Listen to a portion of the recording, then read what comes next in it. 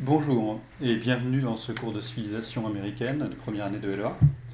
Mon nom est Nicolas Labarre et je vais assurer la première partie de ce cours, c'est-à-dire 4 leçons qui vont porter sur les institutions américaines.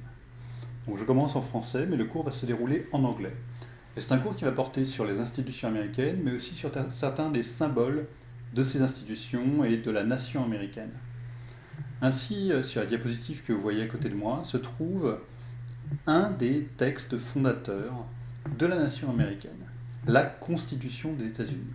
Et c'est d'elle que nous allons parler aujourd'hui, en commençant par son préambule.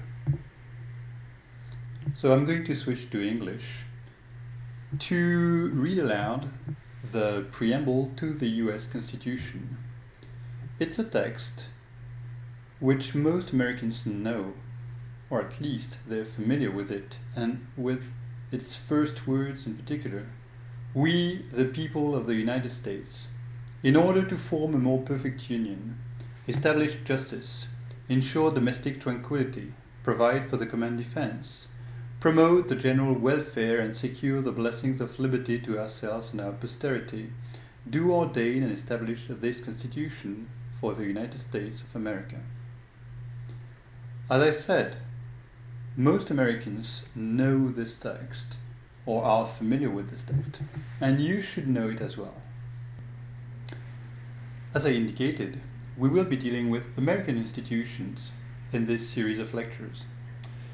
However, there is a problem with that. The problem is we will not be dealing with the entirety of American institutions because they are far too numerous. What we will be focusing on is the federal government, that is, the central government of the United States.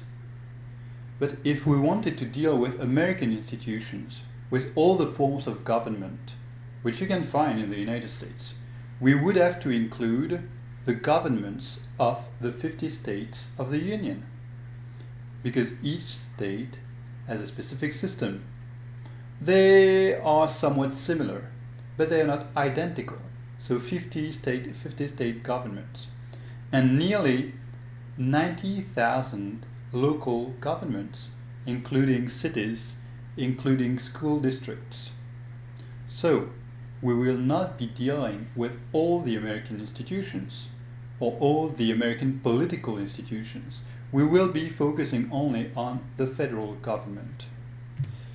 The federal government is the central government of the United States.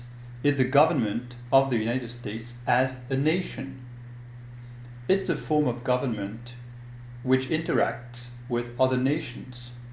And you know that the president is commonly called the most powerful man in the world. By extension, he can be considered the most powerful man, or possibly woman, in the United States. The scenes of the crowd for Barack Obama's inauguration, this is what we think of when we think of a political event in the United States. So there are good reasons to focus on the federal government. This is the seat of power in the United States, in Washington, D.C. However, we should not forget that this federal government, this central government, has to coexist with and has to interact with other forms of local government.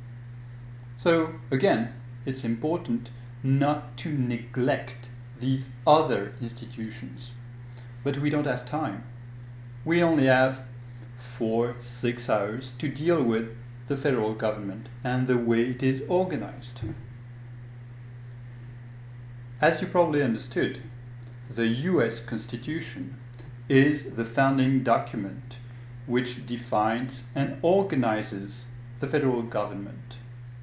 So in this lecture, this is what we are going to be dealing with: the US Constitution and the principles of the federal government.